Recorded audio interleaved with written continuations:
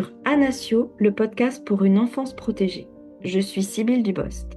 Dans cette série sur le contrôle coercitif, basée sur la recherche, nous avons abordé les questions de droit avec le professeur Yvonne Muller, de santé de l'adulte avec Fatima Le Krieger-Hattig, les violences économiques, les aspects sociologiques du contrôle coercitif, couvrant les tactiques des auteurs de contrôle coercitif, ainsi que les mécanismes d'occultation des auteurs en justice, comme avec, par exemple, le Darvo. Anasio pour une enfance protégée, c'est l'enfant au cœur du sujet, avec du contenu pour sensibiliser et informer, tout en apportant protection aux enfants. Nous avons abordé l'enfant dans le contrôle coercitif avec le docteur Myriam Pearson et madame Hélène Romano. Dans un contexte de changement de paradigme en justice, nous avons également couvert les notions de conflit versus violence et la parentalité qui devrait en résulter, basée sur les recherches, avec Karen Sadlier. Plus que la question du lien, il convient de mettre l'accent sur l'attachement et comment s'assurer que le parent apporte un attachement secure à l'enfant. Le deuxième enjeu, c'est celui de l'écoute et de la parole de l'enfant. Aujourd'hui, nous vous proposons d'aller plus loin sur ces sujets en vous partageant une démarche unique mise en place en Belgique par Madame Agathe Villaume. Il s'agit de la clinique du lien. Madame Agathe Villaume est juriste, politologue, victimologue. Elle a également réalisé un diplôme universitaire en criminologie. Elle est à l'origine de la clinique du lien. Directrice d'un service d'aide aux justiciables et collaboratrice scientifique à l'université en même temps, elle met en dialogue la pratique de terrain avec des concepts qui se développent aujourd'hui, comme celui du contrôle coercitif. Ainsi, elle allie une approche terrain et scientifique à la fois. Comme très bien expliqué dans l'ouvrage qu'elle a co-dirigé, Et si c'était du contrôle coercitif, repenser les pratiques socio-judiciaires pour mieux protéger les victimes de violences conjugales, un référentiel commun Belgique, France, Québec, la clinique du lien propose un traitement unique des violences conjugales, très souvent réduites sous le prisme de conflit parental pour l'effectivité des droits fondamentaux des victimes, parents et enfants. La clinique du lien propose une démarche unique pour détecter des formes de violence souvent invisibles, comme les violences psychologiques, tout en levant des stéréotypes, notamment grâce à une approche au cas par cas, pluridisciplinaire, et enfin une approche où l'enfant est au centre. Nous vous invitons à découvrir dans ce podcast, réalisé avec Madame Villaume, l'origine de la clinique du lien, les objectifs et 10 principes fondamentaux de la clinique du lien, le fonctionnement de cette clinique du lien, et enfin, Anasio pour une enfance protégée, en quoi la clinique du lien met-elle effectivement l'enfant au centre. Nous vous souhaitons une bonne écoute.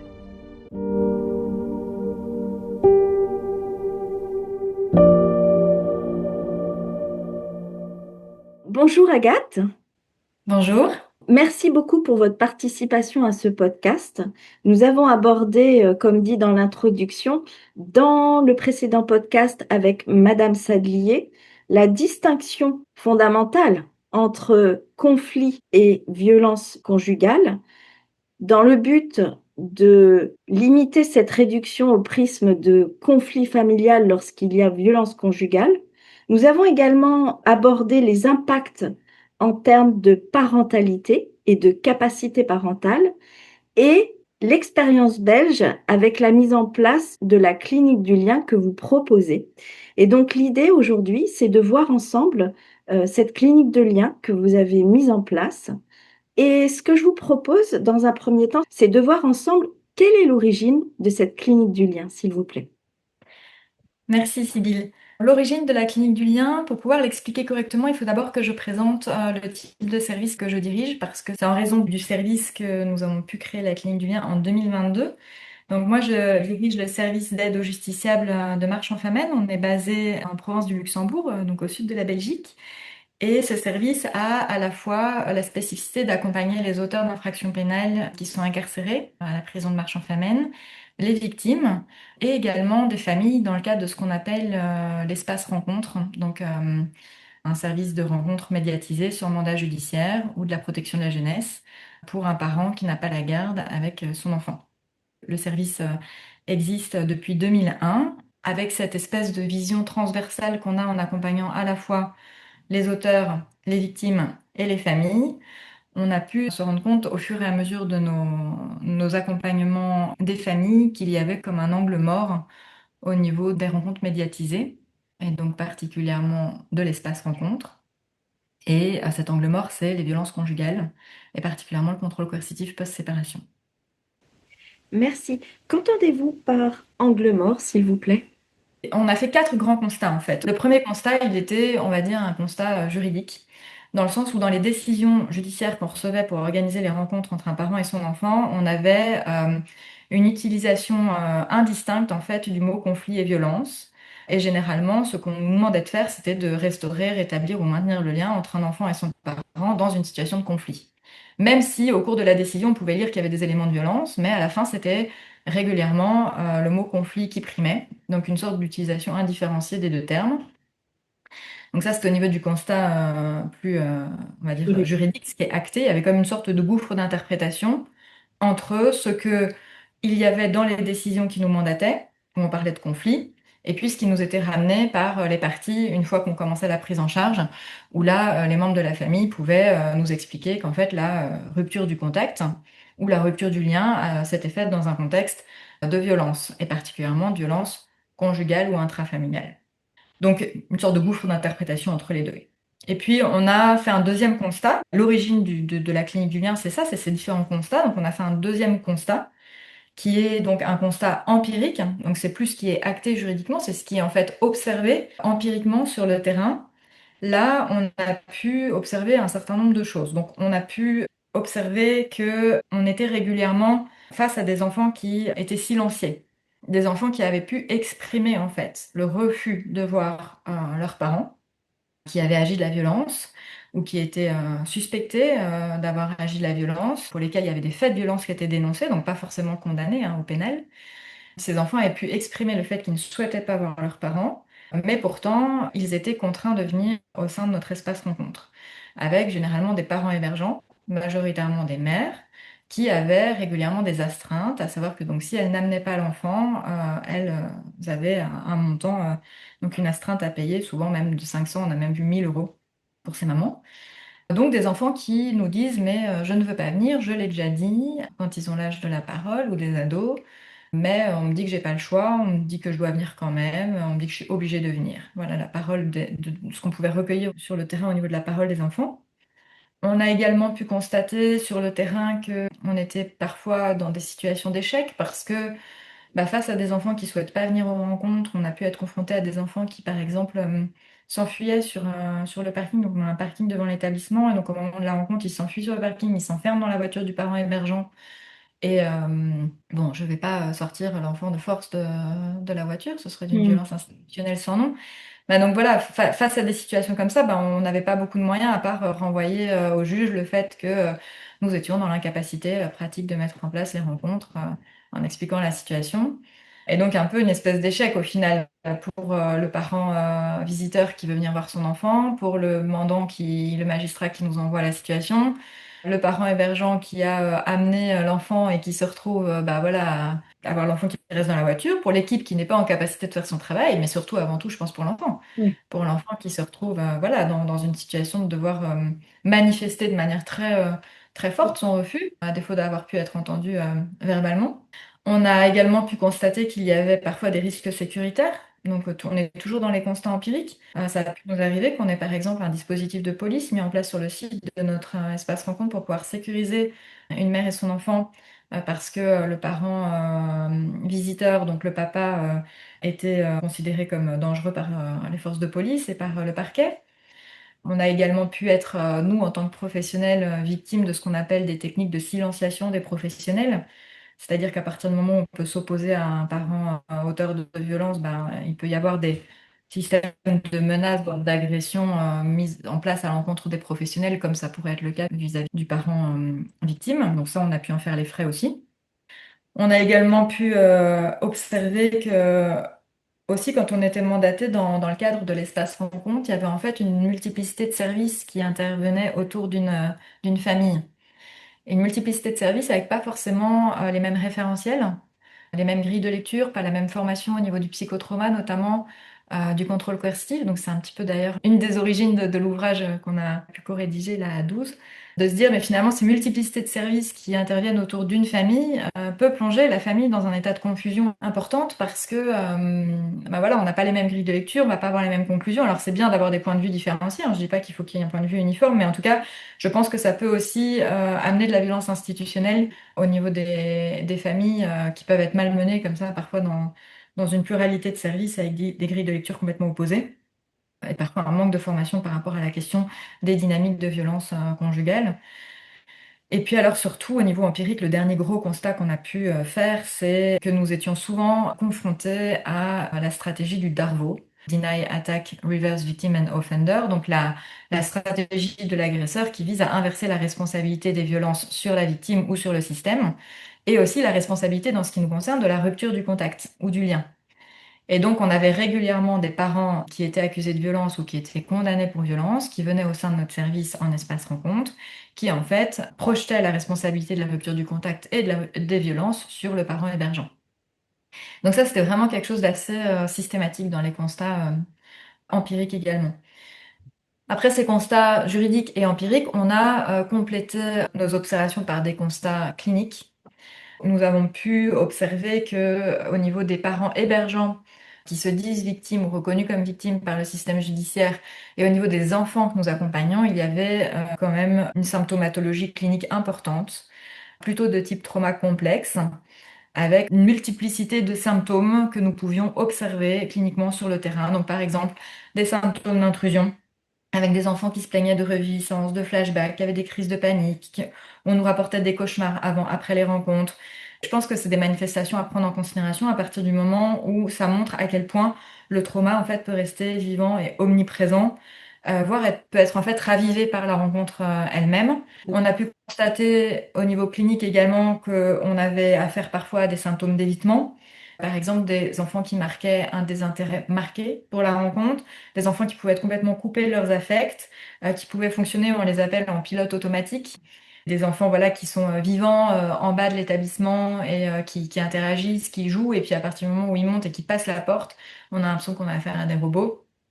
On a pu avoir des enfants voilà, complètement catatoniques. Et alors, on s'est dit, mais tous ces symptômes d'évitement, c'est aussi des stratégies de survie Mm. pour les enfants, de survie psychique, en fait, qui sont manifestées à chaque fois au moment de l'organisation de la rencontre et donc au moment de la mise en contact physique entre le parent et l'enfant. On utilise nous beaucoup en psychoéducation la fenêtre de tolérance pour expliquer au niveau du psychotrauma. Et donc, on pouvait constater que ce soit au niveau des parents hébergeants, donc majoritairement des mamans victimes de violences conjugales et de contrôle coercitif, notamment post-séparation, et au niveau des enfants qu'on pouvait avoir des victimes qui sortaient de leur fenêtre de tolérance par le haut, donc en hyperactivation, qui pouvaient être hyper agitées, hyper vigilantes. On pouvait avoir des enfants qui présentaient des grosses colères, des colères intenses. Et tout ça, ça représente à quel point le système nerveux finalement peut être en alerte, prêt à réagir finalement à la menace. Et des enfants aussi en hypoactivation, Ouais. avec des enfants qui pouvaient être dissociés au moment des rencontres, une problématique de dépersonnalisation, des enfants figés, je disais catatoniques comme ça, et des enfants qui finalement se coupaient complètement de leurs émotions au moment de la mise en contact physique. Beaucoup d'enfants qui somatisent aussi. On a pu avoir des enfants qui vomissent avant les rencontres. On nous rapporte des problèmes d'énurésie, par exemple, après les rencontres. Voilà, on s'est dit finalement au niveau clinique, mais on est en train de contribuer finalement à une augmentation Les de la symptômes. symptomatologie Mm. traumatique. On maintient en fait l'enfant dans quelque chose qui n'est pas du tout OK pour lui. Et donc ça peut entraîner de la survictimisation et puis de la victimisation secondaire. Et c'est vraiment l'idée que même si les violences sont terminées, en tout cas c'est comme ça qu'on considère que les violences après la séparation sont terminées, mais on sait que c'est loin d'être le cas, Oui. et qu'au contraire, hein, ça peut être la séparation même un facteur précipitant quoi, pour des violences. Mais c'était vraiment de se dire, en fait, nous en tant que système, quand on a pu constater ces observations cliniques, empirique, mais se dire à quoi on contribue.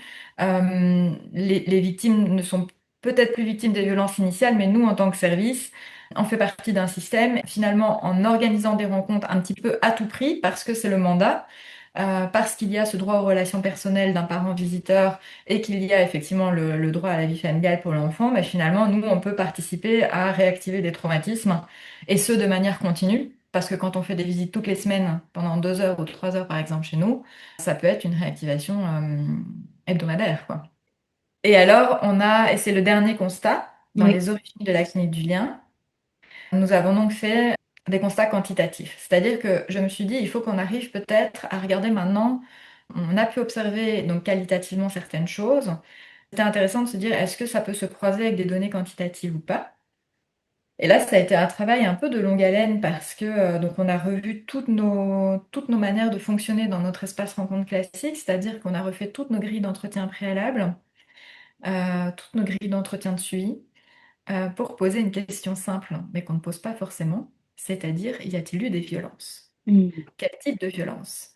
Et donc l'équipe est formée au contrôle coercitif, à la détection des violences, etc. Et donc on a commencé à poser des questions que nous ne posions pas avant, à savoir quelles sont les causes de la rupture du lien et de dépasser en fait cette idée du conflit parental et d'aller systématiquement nous assurer que derrière le terme de conflit parental, qui était donc majoritairement mobilisé dans les décisions de justice, ne se cachait pas de la violence.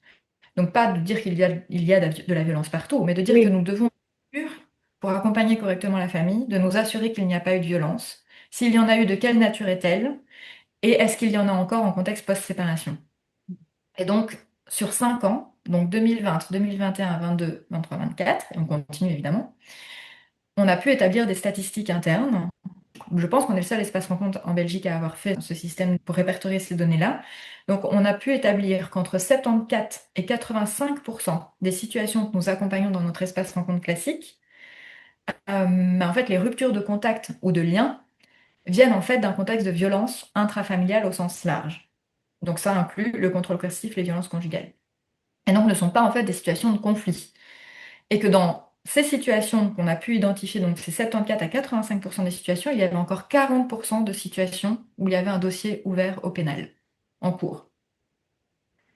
Et donc là, on s'est dit, en fait, on n'est pas dans des simples conflits parentaux ou dans des hauts conflits parentaux, on est dans des situations de violence qui sont au cœur de la rupture de contact et de la rupture du lien. Et donc, on doit avoir le temps de pouvoir nommer ça, parler de ça, traiter ça, c'est-à-dire on doit avoir le temps, dans notre prise en charge, de stabiliser les victimes, enfants ou adultes, pour leur permettre finalement d'élaborer leur vécu et de dépasser le trauma avant de penser la remise en contact physique. D'accord, très bien. Pour reprendre vos propos, sur l'ensemble des statistiques étudiées sur 5 ans, vous dites que 74 à 85% des ruptures de liens se font dans un contexte de violence avec les enfants. Au-delà des chiffres, quels sont les éléments pour distinguer conflit, haut conflit et violence, s'il vous plaît? On a identifié 3 red flags qui nous permettent de vraiment distinguer finalement un haut conflit d'une situation de violence. Comme je disais, il y a souvent une méprise entre les deux, ou en tout cas une confusion entre les deux. Et nous, on s'est rendu compte que dans les situations qu'on pensait être des situations de conflit ou de haut conflit, où il y avait la peur de la victime ou des enfants, à cette peur ajoutée par la personne qui est accusée de violence, l'utilisation du syndrome d'aliénation parentale à l'encontre de la personne qui accuse de violence. Aliénation parentale dans sa forme implicite ou explicite. Donc ça peut être clairement de dire mais de toute façon madame fait de l'aliénation parentale avec les enfants, ou alors de dire mais madame est fusionnelle, madame est ultra protectrice, madame est hystérique, etc. Donc quand on a la peur de la victime ou des victimes, ajoutée à l'utilisation du SAP, c'est le deuxième red flag dans sa forme implicite ou explicite, et troisième red flag, l'utilisation du DARVO, donc l'inversion de la responsabilité par la personne qui est accusée de violence. Quand on a ces 3 red flags-là, peur, SAP et DARVO, on s'est dit, en fait, on est possiblement dans une situation de violence et on est extrêmement vigilant. Et alors, on va aller chercher pour voir si effectivement il n'y a pas des éléments à côté desquels on serait passé. Et donc, on va davantage s'intéresser au comportement de la personne qui est accusée de violence ou qui a été condamnée par violence, donc le parent auteur, notamment en cartographiant un peu son schéma de comportement, en regardant toutes les micro-régulations qui ont été évoquées par la victime, en regardant quels sont les impacts psychotraumatiques qu'il peut y avoir éventuellement sur les enfants notamment. Et donc voilà, on va vraiment être beaucoup plus sensible quand on distingue ces trois red flags-là pour aller vérifier Chez si on les n'est jeunes. pas dans une situation de violence. Donc on a fait ces quatre constats et donc c'est vraiment de se dire finalement, je reviens sur l'idée de l'angle mort Oui, majeur oui. dispositif d'espace rencontre où on pense finalement le maintien du lien à tout prix. On pense finalement la nécessité d'un maintien du contact entre un enfant et son parent, peu importe finalement qu'il y ait eu des violences ou pas, parce qu'on considère qu'un enfant, pour pouvoir grandir correctement, bah, faut qu'il ait ses deux jambes, papa, maman. Donc c'est une vision qui est quand même très hétérocentrée et très ethnocentrée, évidemment. Et donc c'est ce dogme-là, ce dogme de un enfant pour qu'il se développe bien a besoin de papa et maman, euh, qui nous amène finalement à maintenir le contact à tout prix. Alors que, un enfant, ce qu'il a besoin avant tout, c'est d'une sécurité physique, psychique, émotionnelle. Le besoin de sécurité est un méta-besoin. Peu importe finalement la nature des personnes et le rôle des personnes qui vont s'occuper de cet enfant, mais cet enfant a besoin de sécurité. Et donc le fait que dans les services d'aide aux liens classiques, donc espace rencontre, service de rencontre médiatisé, je ne sais plus comment on dit en France exactement, ce soit le dogme du lien à tout prix qui prime, on se rend vraiment compte, en tout cas c'est le constat que nous on a fait chez nous au SMAJ, c'est que les violences post-séparation, le contrôle coercitif sont l'angle mort des espaces rencontres. Et donc on s'est dit, on doit pouvoir proposer un dispositif où on visibilise cela, où on peut travailler en profondeur sur cela, et surtout où on va travailler sur les interstices. Et on ne va pas se limiter à observer ce qui se passe pendant une rencontre, par exemple, parce que c'est un milieu artificiel d'observer une rencontre voilà, sous surveillance. C'est aussi de s'intéresser à tout ce qu'il y a dans les interstices, ce qui se passe sur le parking, ce qui se passe dans les mails, ce qui se passe pendant les coups de téléphone, ce qui se passe dans les courriers des avocats, ce qui se passe en audience, parce que tout ça peut éclairer les modalités en fait de violence post-séparation qui sont parfois invisibles et peut éclairer finalement des modalités de contrôle et de coercition dans le contrôle coercitif. Pour récapituler vos propos, vous disiez, cela part d'une décision de justice qui vise à maintenir le lien entre l'enfant et ses deux parents. À partir de là, vous avez pu établir 4 constats. Un constat d'ordre juridique, avec la difficulté d'apprécier la notion de violence versus conflit. Un constat empirique avec différents éléments, notamment la question des enfants silenciés, c'est-à-dire qui expriment un sentiment et à qui on dit qu'ils n'ont pas le choix, des situations d'échec, des risques sécuritaires ou encore des techniques de silenciation des professionnels par les auteurs, des constats cliniques autour de la question du psychotrauma, le tout corroboré par des chiffres avec, dans 74% à 85% des cas de rupture de lien, des questions de violence qui sont sous-jacentes. Par conséquent, vous proposez un service pour prendre en compte et rendre visibles ces éléments. Tout ceci pour éclairer les modalités de violence post-séparation. Du coup, quel est l'objectif de la clinique du lien, s'il vous plaît? Alors l'objectif, c'était vraiment de proposer un dispositif aux magistrats et aux services de protection de la jeunesse et de l'enfance qui soit basé sur la temporalité de l'enfant et plus sur la temporalité et les besoins du parent visiteur. Donc c'était vraiment de déplacer le curseur sur l'enfant plutôt que sur le droit aux relations personnelles du parent visiteur et donc de pouvoir aussi accorder à l'enfant une attention particulière aussi par rapport à sa parole.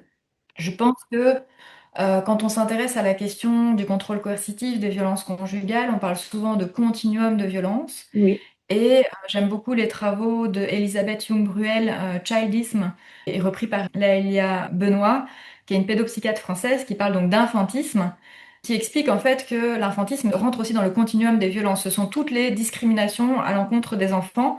Et elle va notamment mettre en lumière le fait que pour les enfants, il y a souvent une problématique de présomption de mensonge versus la présomption de véracité. Nous, on a beaucoup d'enfants, par exemple, dans des situations où il y a eu des dénonciations de violences sexuelles. sur un parent, majoritairement sur les pères, et avec des inversions accusatoires d'aliénation parentale à l'encontre des mères, par exemple, avec des enfants qui sont pourtant très clairs dans le discours, très clairs dans la parole qu'ils émettent. Et on accompagne aussi des petits, parce qu'on considère qu'un enfant, même en bas âge, a beaucoup de choses à dire, et aussi dans l'expression corporelle. Mais donc, le fait est que redonner de la place à la parole de l'enfant, c'est essentiel.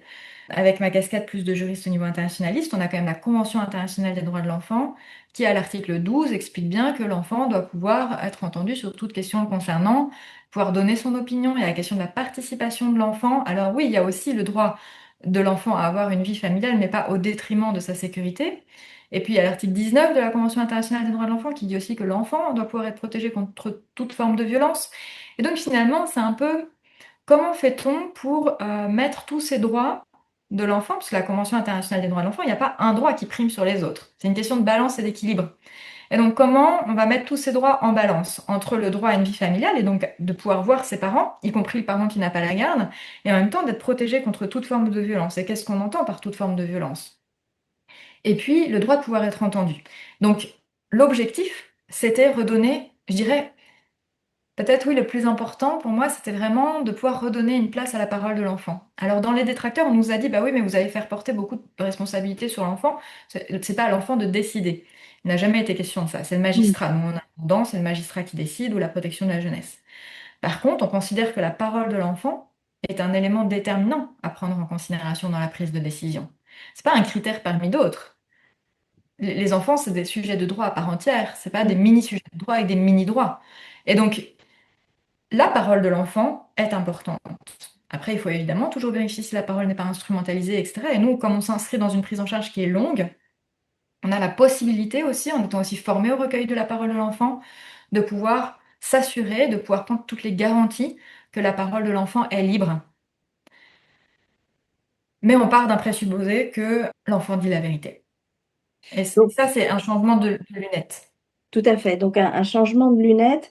Et l'idée, c'est, vous évoquiez cette notion d'infantisme et de discrimination à l'encontre de l'enfant.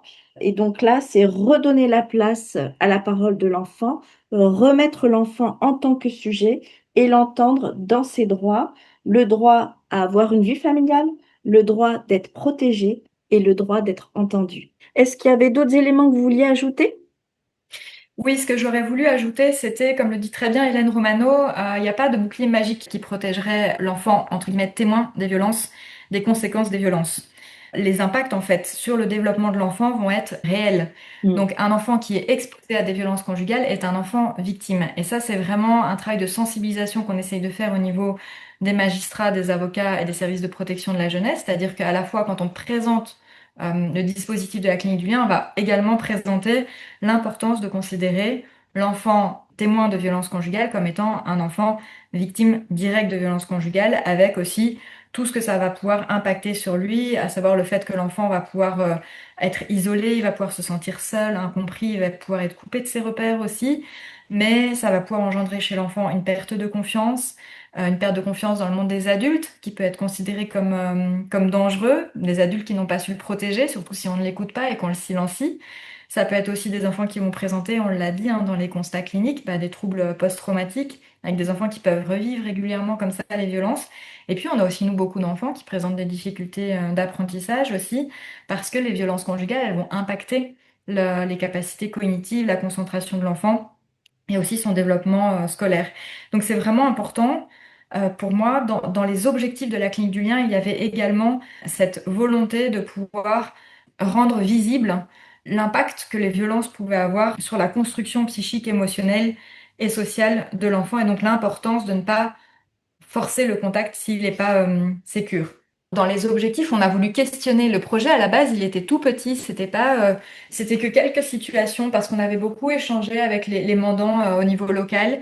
Et en fait, l'objectif était aussi de nous questionner. Là, je fais plutôt référence aux travaux de Patricia Romito, que j'apprécie beaucoup et qui a des formules que je trouve très simples et sur lesquelles on a pu s'interroger, nous, ici, avec les magistrats, c'est-à-dire de se dire, mais finalement, sur quelle base éthique est-ce qu'on fait passer les exigences d'un parent violent avant la sécurité, finalement, des enfants et des mamans? Et puis sur quelle base scientifique aussi. Il ne s'agit pas que de base éthique, mais finalement sur quelle base scientifique est-ce que nous pensons qu'une relation avec un parent violent serait bénéfique pour les enfants? C'est vraiment des questions qu'on s'est posées en interne, en Ouais. revoyant notre pratique, voilà, qu'on avait depuis une vingtaine d'années, qu'on Mm. a pu questionner avec les parents, de se questionner finalement, mais est-ce qu'un conjoint violent peut être un bon père? C'est majoritairement genré chez nous, parce qu'on a une majorité de pères violents, donc c'est pour ça que j'utilise cette expression-là, mais c'était vraiment de se demander finalement, la clinique du lien visait à questionner tout ça. Et à partir du moment où on le questionne, alors je crois qu'on peut proposer un dispositif plus nuancé et peut-être plus adapté à la réalité des violences. Un dernier point peut-être dans les objectifs, c'était aussi de visibiliser ce qu'on appelle les violences vicariantes. Oui, Euh, on a pu nous constater vraiment que le lien, il peut être perverti. Et en fait, on voit souvent le lien comme étant un vecteur de construction, un vecteur positif, mais le lien peut être aussi un vecteur de destruction. Et ça, c'est notamment le cas dans les violences vicariantes. On a pu constater, nous, à quel point le lien pouvait être instrumentalisé, la question du maintien du lien ou du contact pouvait être instrumentalisé par un parent auteur de violence pour finalement continuer à atteindre en contexte post-séparation le parent victime, parce qu'évidemment, la séparation va mettre un terme, en tout cas au contact a priori direct entre le parent les deux victime et le parents. parent auteur. Oui. Ouais, et les enfants peuvent alors devenir un moyen de contrôle coercitif post-séparation. Donc l'instrumentalisation du lien peut devenir une manière de continuer à atteindre le parent victime. C'est un concept qui a été conceptualisé en Espagne, hein, ça Tout à vient pas fait. de nous, c'est Sonia Vaccaro, voilà, qui, je pense, l'a conceptualisé, je crois, en 2011 en Espagne, mais qui est encore peu, je pense, peu identifié chez nous, en tout cas en Belgique, alors que je pense qu'on peut identifier des mécanismes de violence vicariante. Je parle pas de victime vicariante, hein, pas du tout, hein, de violence vicariante, Mm. notamment dans les procédures pénales et dans les procédures civiles, à travers justement cette question du maintien du lien. Donc, voilà, c'était aussi de permettre d'éviter, la clinique du lien permettait pour moi d'éviter que le lien soit perverti à des fins de maintien du contrôle et de la coercition post-séparation. Ok, donc de nombreux objectifs. Donc merci pour ces éléments. Du coup, ce que je vous propose, c'est peut-être d'aborder comment la clinique du lien fonctionne-t-elle, s'il vous plaît. Il a fallu pour pouvoir concrètement nous interroger sur quel nouveau dispositif nous pouvions mettre en place. Je pense que la première étape par laquelle on a dû passer, c'est différencier lien et contact. Parce que le principe de la clinique du lien, c'est que nous n'allons pas forcer le contact. Dans un espace rencontre, l'objectif, c'est l'organisation des rencontres, donc du contact. Nous, on s'est dit, il y a déjà à ce niveau-là, à nouveau, une différenciation sémantique à faire. Le contact, c'est physique. Ça peut être modalisé, ça peut être réduit, ça peut être augmenté, ça peut être décidé, ça peut être arrêté. Le lien, c'est intrapsychique. Et donc, on ne peut pas décider de maintenir ou pas le lien. C'est un processus qui est personnel, qui est intime, qui est intérieur à chacun. Oui, donc pour reprendre, parce que c'est des éléments importants que vous évoquez également dans le livre, et si c'était du contrôle coercitif. Donc le lien, il est psychique et il est affectif et il ne peut pas être régulé par un tiers, alors que Mhm. le contact physique peut être régulé par une autorité. Très Tout clair. à fait. Ok. Tout à fait. Et donc, on est parti de là, c'est-à-dire qu'on s'est dit, mais finalement, si on veut se dégager de ce dogme du contact à tout prix, ou qu'on appelle communément du lien à tout prix, il fallait déjà se dire, mais qu'est-ce qu'on pourrait proposer d'autre? Et donc, est-il possible, finalement, de travailler le lien autrement que par la rencontre physique? Hmm. Est-il possible de travailler le lien donc de manière sécurisée pour l'enfant, de manière sécure pour que l'enfant se sente en sécurité psychique, émotionnelle, tout en travaillant l'histoire familiale, par exemple. C'est-à-dire, est-ce qu'on peut travailler le lien narratif sans forcément être en contact physique si l'enfant n'est pas prêt à cela et si ce n'est pas sécure pour l'enfant ou pour le parent hébergeant à ce moment-là.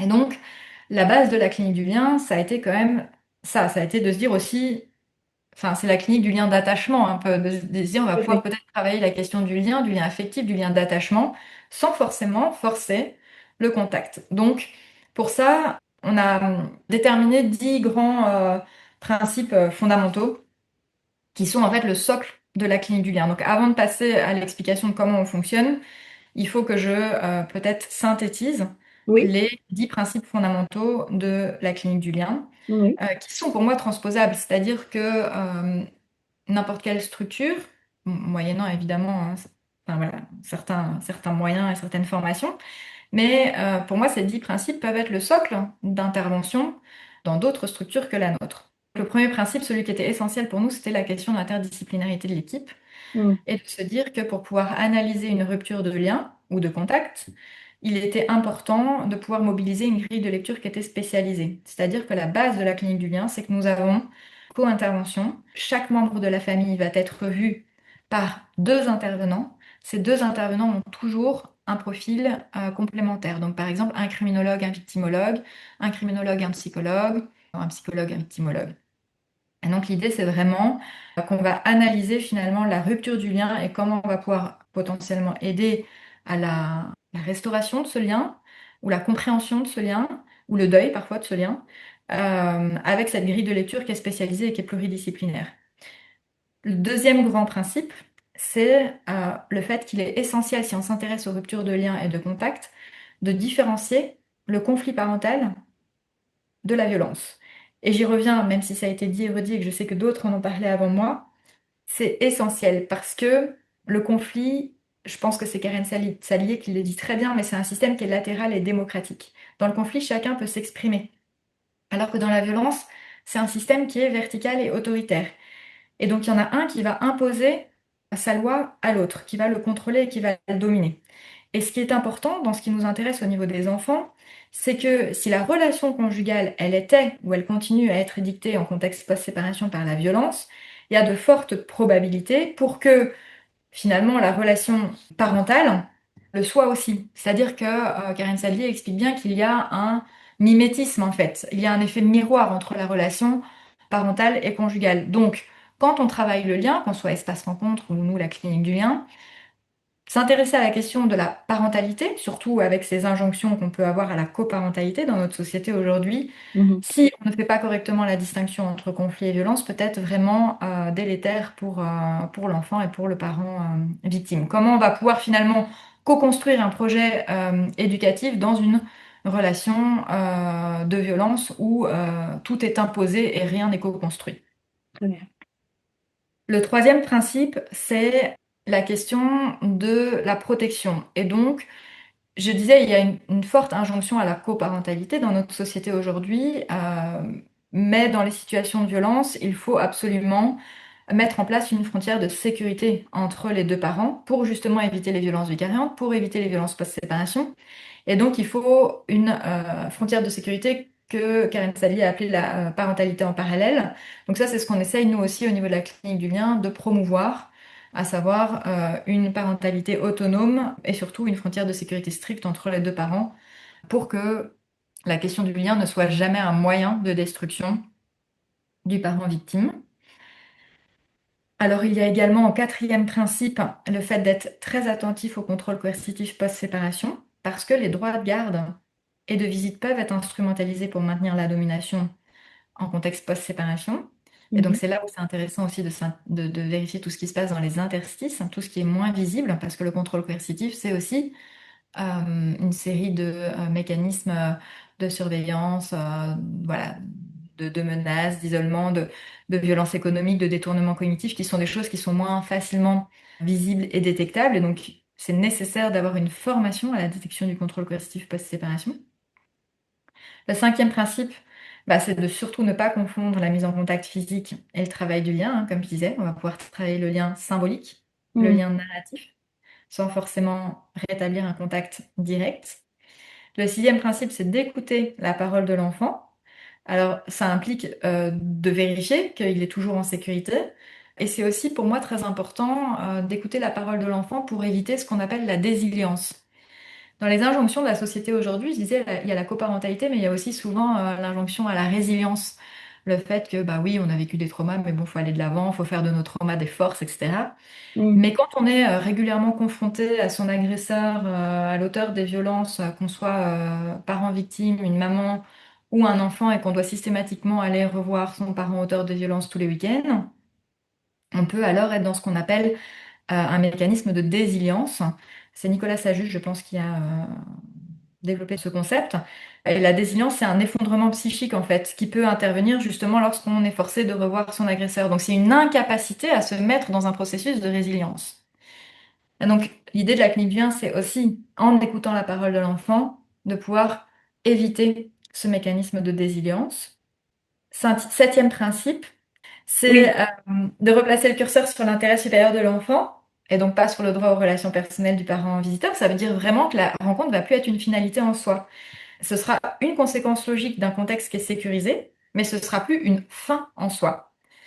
Le huitième principe, c'est qu'on va travailler avec le parent auteur des violences la question de la reconnaissance des faits pour éviter le fameux Darveau dont je parlais, tout à l'inversion fait. de la Oui, responsabilité et l'inversion accusatoire. L'idée, c'est vraiment de reconnaître la responsabilité des faits, de travailler avec le parent auteur de violence à décentration par rapport à ses propres besoins, qu'il puisse entendre les besoins de son enfant. Donc la reconnaissance des faits, mais aussi la responsabilisation. Parce que pour pouvoir travailler le lien de manière sécure, il faut qu'il y ait une reconnaissance de la responsabilité de ce qui a été commis, de ce qui a été agi, de ce que l'enfant perçoit aussi. Et donc, on va essayer de travailler avec le parent auteur de violence pour qu'il devienne finalement une figure d'attachement sécure pour son enfant. Le neuvième principe, hein, c'est qu'on va faire un travail de soutien et de sécurisation du parent victime. Donc, on va essayer de reconnaître le parent victime comme une personne ressource. Souvent, les parents victimes sont disqualifiés par le système. Il y a notamment la problématique des accusations d'aliénation parentale qui sont encore monnaie courante. Et on va avoir des parents qui vont être très fragilisés par justement le contexte des violences conjugales, l'impact des violences conjugales, même si c'est des parents qui vont pouvoir avoir mis en place des stratégies de résistance. Il n'empêche qu'ils peuvent avoir été impactés également dans leur parentalité.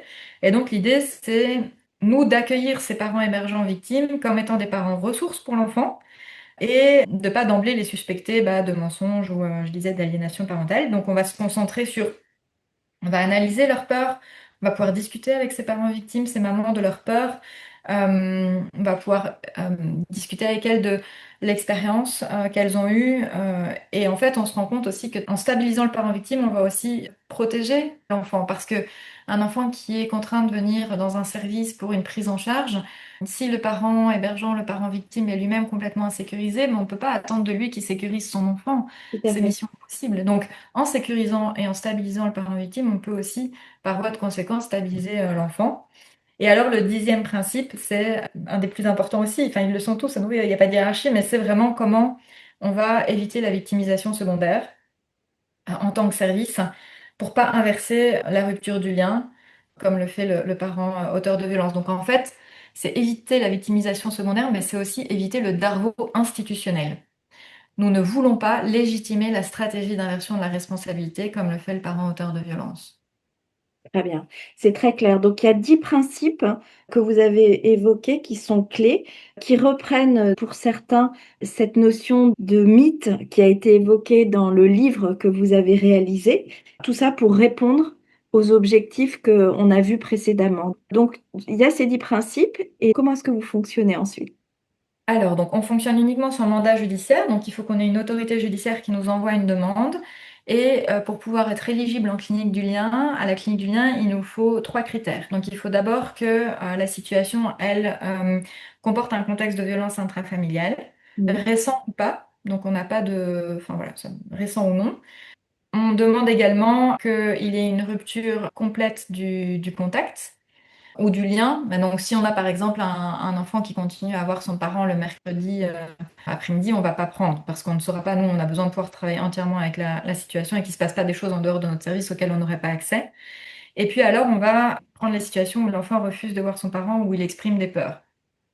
Ce troisième critère, il est un petit peu restrictif parce qu'on pourrait avoir des enfants qui présentent un faux self, donc des enfants qui diraient par exemple qu'ils sont d'accord de voir le parent alors qu'ils ne le sont pas ou parce qu'ils sont dans un conflit de protection.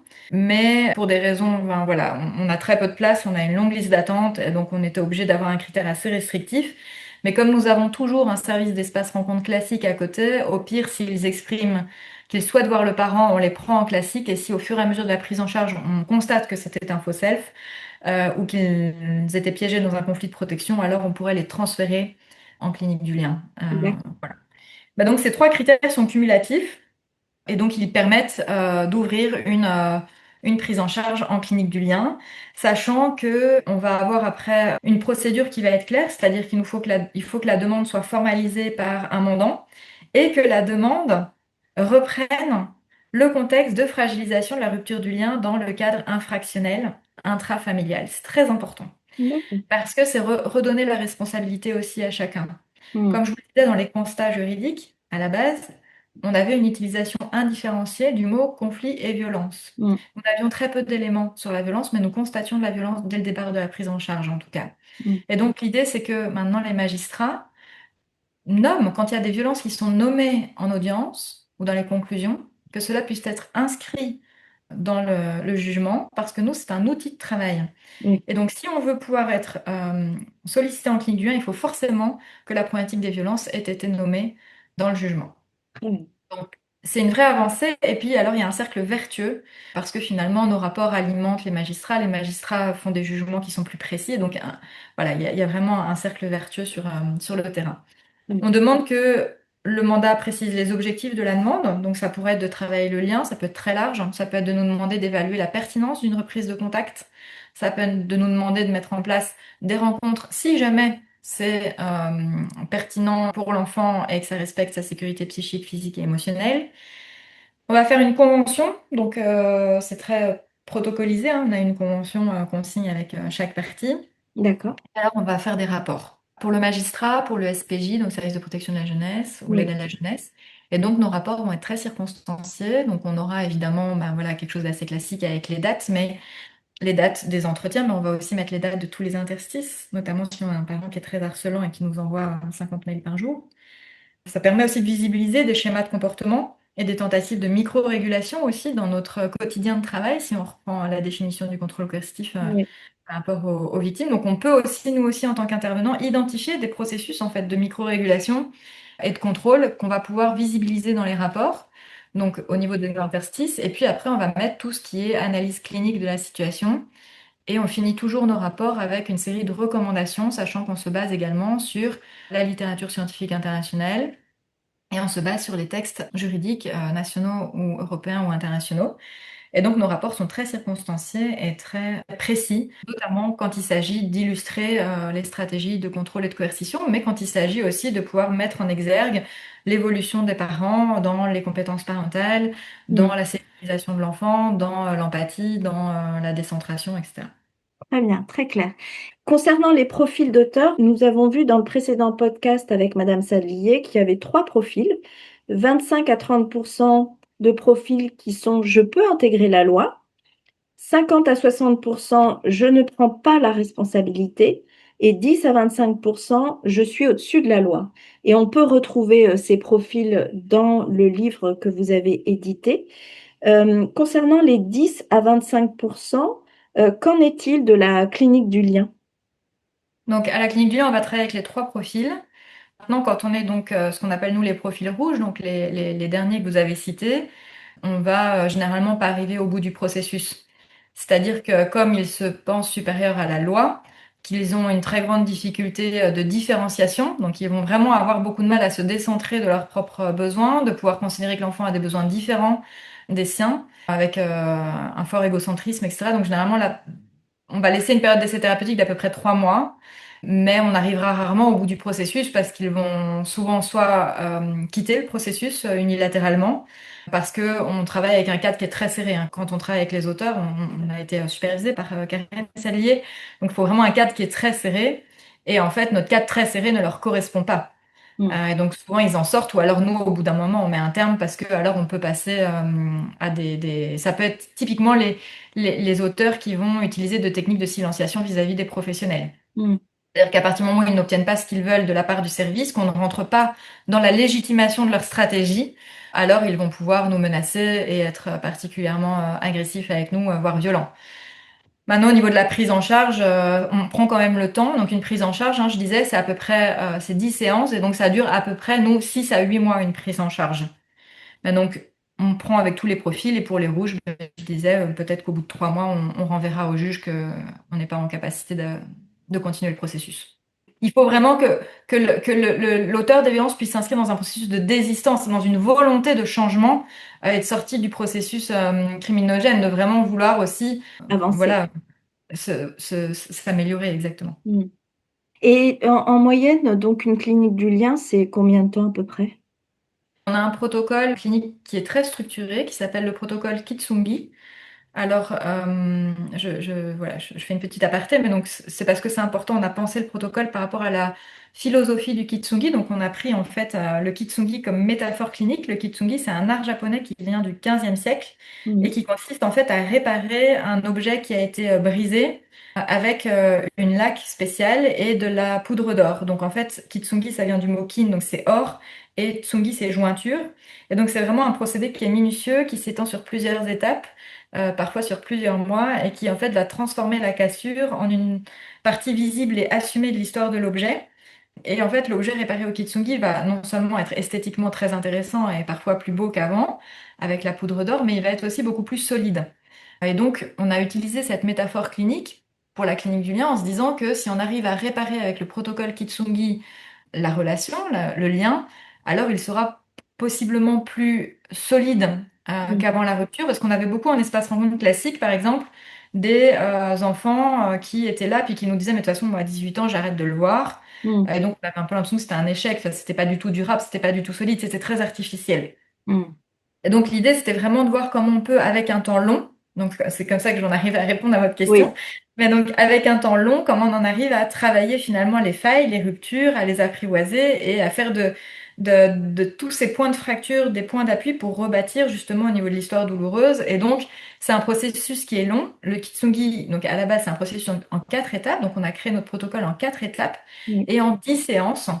Donc on a, avec chacune des parties, normalement, je dis bien normalement parce qu'on n'est pas non plus totalement rigide, hein, on va aussi s'adapter à chaque famille, mais a priori, c'est 10 séances par membre de la famille. Mais donc, 10 séances avec le parent victime, 10 séances avec le parent auteur, 10 séances avec le ou les enfants séparément. Donc, si on a une fratrie de 3 enfants, bah, ce sera 30 D'accord. entretiens. Donc, c'est un processus qui coûte cher, qui prend du temps, et tout est fait, je l'avais dit tout à l'heure, en co-intervention. Donc, Oui, systématiquement, chacune des parties est vue par deux deux professionnels en personnes. même temps Ouais. pour croiser les regards.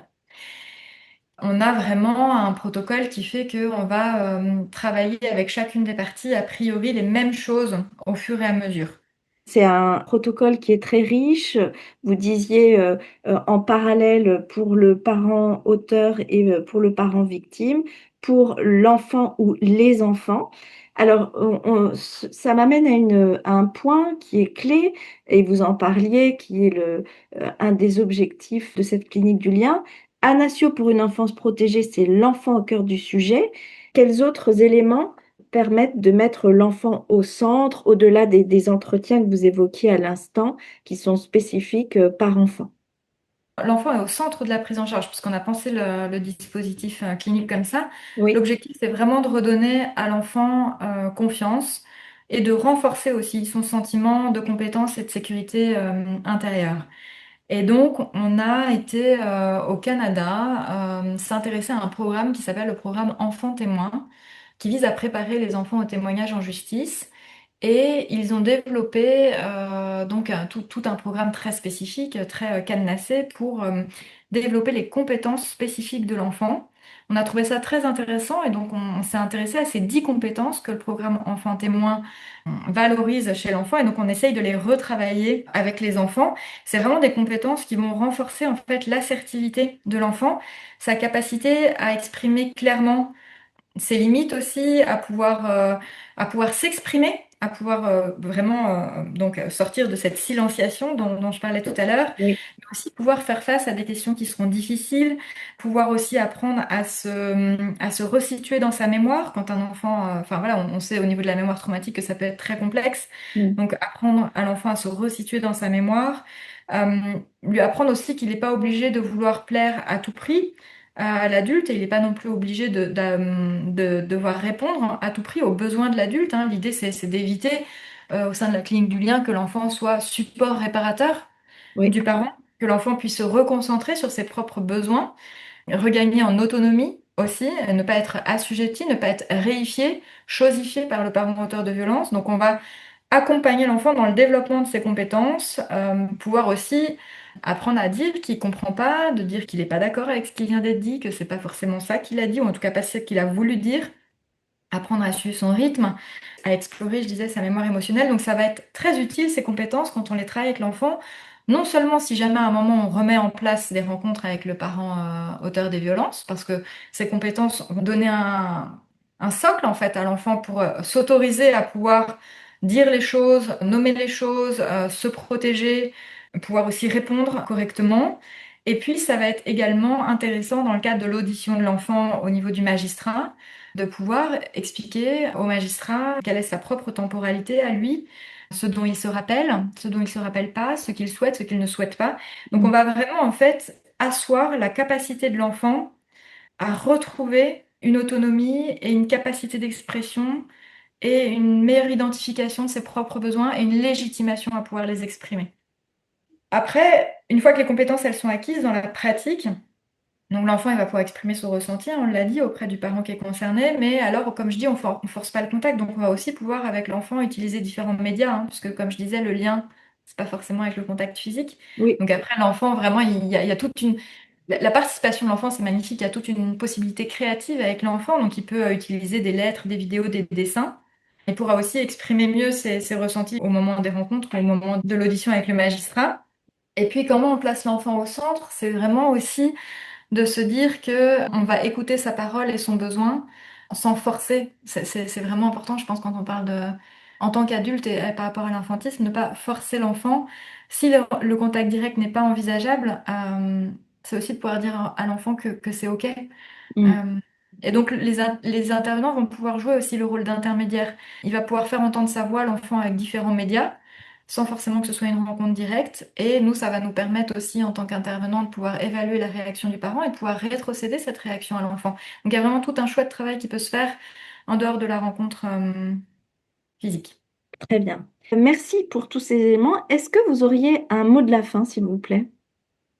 Je dirais dans le mot de la fin que c'est intéressant de pouvoir détecter le contrôle coercitif post-séparation. Je pense qu'on a vraiment trop tendance à imaginer que les violences s'arrêtent après la séparation. Et dans mon quotidien de travail, c'est tout l'inverse qu'on observe. La séparation peut être un facteur de risque, au contraire, qui peut engendrer même des féminicides, des infanticides. Et donc je pense qu'avoir cette capacité de détection des violences post-séparation et notamment de toutes les manifestations du contrôle coercitif, c'est vraiment essentiel. Donc, ce qui est important, c'est évidemment de dégager les moyens suffisants pour pouvoir le faire dans le secteur psychomédico-social et socio-judiciaire, mais également la question de la formation. Et je pense que c'est l'ouvrage collectif que j'ai co-dirigé avait cet objectif de sensibiliser à des concepts encore peut-être pas assez connus, compris ou diffusés. Et donc, j'espère que ça servira pour mieux comprendre en fait les violences qui se passent au cœur de l'intime, auxquelles on n'a pas beaucoup accès en tant que professionnel sans cette formation. Oui, tous ces éléments vont permettre de rendre visibles des violences qui étaient invisibles. Cet enjeu donc de traiter les violences conjugales pour l'effectivité, comme vous disiez au départ, des droits fondamentaux, notamment des femmes et des enfants victimes. On a bien vu l'enfant au cœur du programme, à travers sa parole et à travers tout ce que vous avez expliqué en termes de processus. Merci pour cet échange parce que c'est extrêmement riche et pour vos travaux. Merci infiniment, Agathe. Merci beaucoup.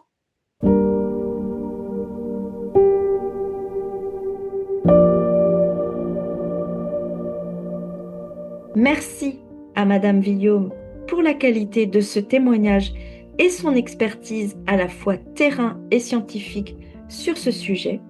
Je vous invite pour aller plus loin à aller découvrir le livre Et si c'était du contrôle coercitif qui a relié 12 professionnels de Belgique, de France et du Québec autour d'une même envie, faire bouger les lignes et favoriser un changement de paradigme pour améliorer les pratiques socio-judiciaires et pour mieux protéger les victimes. Merci à tous pour votre écoute. N'hésitez pas à liker et à partager si vous aussi vous souhaitez œuvrer pour une enfance protégée. Vous pouvez retrouver le podcast Anasio sur le site anasio.fr, sur les réseaux sociaux et sur la chaîne YouTube Anasio. À bientôt!